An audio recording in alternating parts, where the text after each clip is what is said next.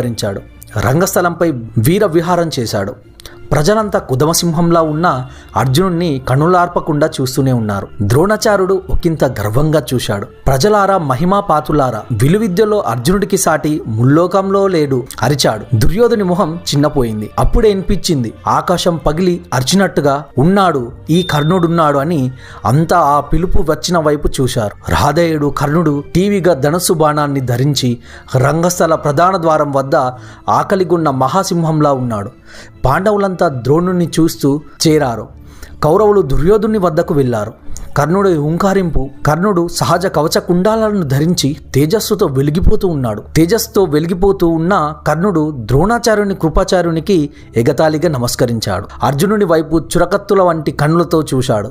అర్జున, ఈ మాత్రానికైనా మహావీరుడా మెడిసిపోతున్నావు?